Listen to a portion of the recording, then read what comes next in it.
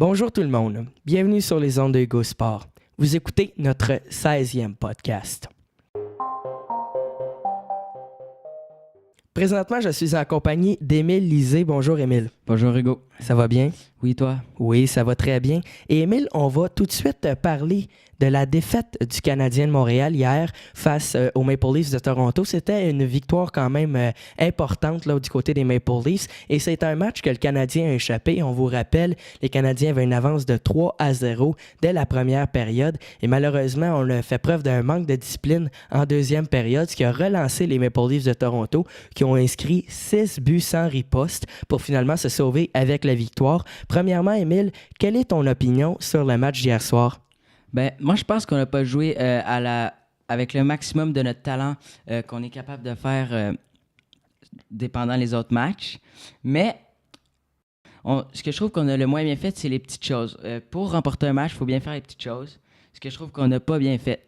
Surtout la punition de Artturi Lehkonen, qui était vraiment une punition pas nécessaire, aussi une punition qui aurait été facile à éviter, qui aurait juste pu se tourner un petit peu, puis n'aurait pas touché Frédéric Anderson. Mais bon, ça, c'est des choses qui arrivent, puis il faut vivre avec. Mais surtout que Toronto a aussi profité d'un but chanceux pour égaliser à 3-3 quand la rondelle a pris la porte de la Zamboni. Oui, effectivement. Et puis, on vous le rappelle encore une fois, c'est quand même une victoire, pas une défaite, dans le fond, je devrais dire, assez crève-cœur au niveau du Canadien, chez le Canadien, parce que vraiment, c'est quand même assez serré du côté des Canadiens et du côté des Maple Leafs dans l'Est. Et puis, les deux équipes se battent pour la troisième place dans l'Atlantique. Et présentement, suite à la défaite du Canadien, les Canadiens ont de moins en moins de chances de participer aux séries éliminatoires en perdant des matchs importants comme celui contre les Maple Leafs hier soir. Mais c'est surtout le fait qu'on aurait pu gagner le match et on n'a pas été capable d'aller chercher la victoire. Maintenant, Émile, on va parler des transactions dans la Ligue nationale de hockey. Il y en a eu quelques-unes. Premièrement, on va parler de celle de Matt Duchene. On se demandait quel était le prix que les autres formations allaient devoir payer pour Matt Duchene. Eh bien, il a été dévoilé. Donc, les Blue Jackets ont acquis Matt Duchene. En retour, les Sénateurs ont obtenu des espoirs, soit Vitaly Abramov et Jonathan Davidson, ainsi qu'un choix de première ronde au repêchage de 2019 et un choix conditionnel de première ronde en 2020 si Duchene conclut une nouvelle entente avec les Blue Jackets. Donc, quand même, Émile, c'est quand même une grosse transaction pour les Blue Jackets, qui a acquis un joueur assez important, mais aussi pour les Sénateurs, qui vont chercher 2 choix de première ronde, un conditionnel, et deux espoirs, dans le fond, qui va pouvoir les aider prochainement, on espère, du moins. Ouais, moi, je pense que c'était quand même un bon échange, parce qu'on voyait que Matt Duchene, avec Ottawa, ça allait pas super bien. Il produisait, mais pas comme les Sénateurs l'auraient pensé. Donc, je pense que l'envoyer aux Blue Jackets, il va mieux jouer avec Panarin. Ça va tout rebrasser les cartes du côté des Blue Jackets et des Sénateurs. Oui, effectivement, les Blue Jackets sont présentement en pleine course des séries éliminatoires. On vous le rappelle, au niveau des places en série dans l'Est, c'est quand même assez serré entre la 2e et la 7e place.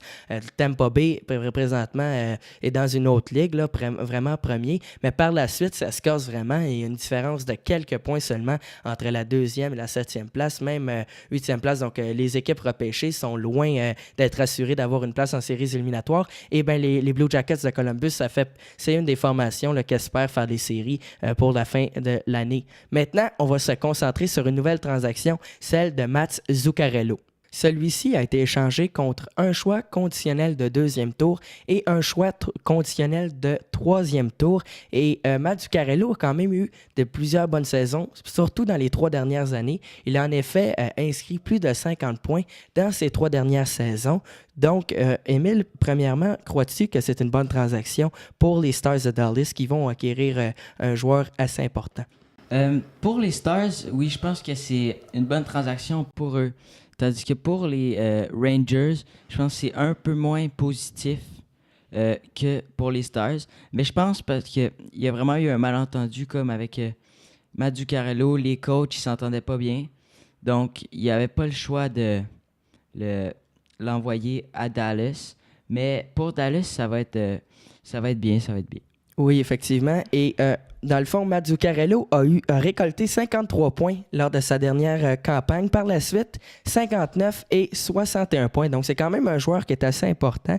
Il a inscrit 16 buts, 15 buts et il a même eu une saison de 26 buts il y a 3 ans. Donc, quand même un joueur qui pourrait relancer les Stars de Dallas ou les aider là, pour faire les séries et se rendre loin. Par la suite, maintenant, on va parler de la transaction de Ryan Dzingel qui prend le chemin de Columbus.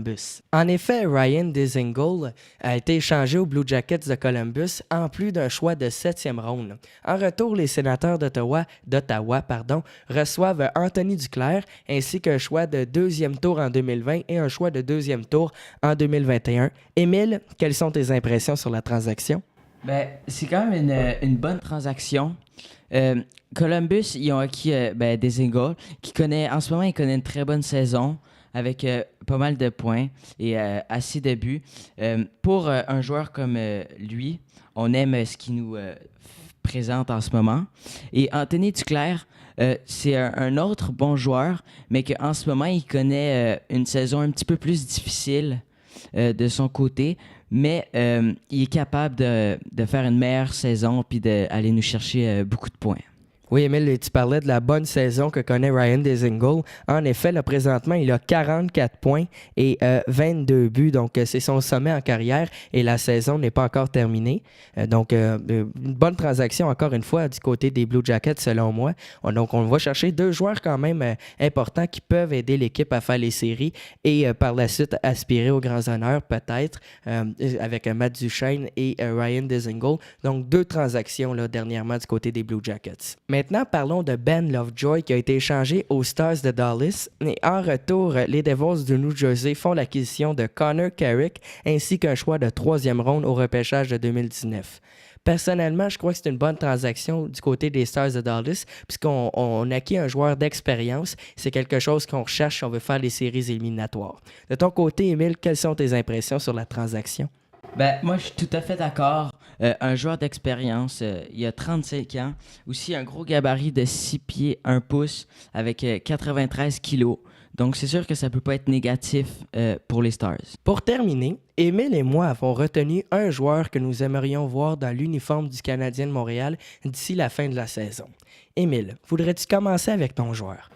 Oui, ben moi j'ai retenu Wayne Simmonds. Il est quand même âgé, il a 30 ans, mais il fait quand même 6 pieds 2 pouces et 84 kilos. Puis je pense que ça serait bon pour Montréal, un joueur de gros gabarit qui est capable de frapper puis de plaquer plein de gens, que ce soit devant le but ou dans les coins. Aussi, je pense que c'est un joueur qui est capable de marquer des buts. Oui, effectivement. Et le joueur que moi, personnellement, j'ai retenu, eh bien, c'est Cam Fowler. C'est un défenseur qui pourrait jouer à la gauche de Shea Weber.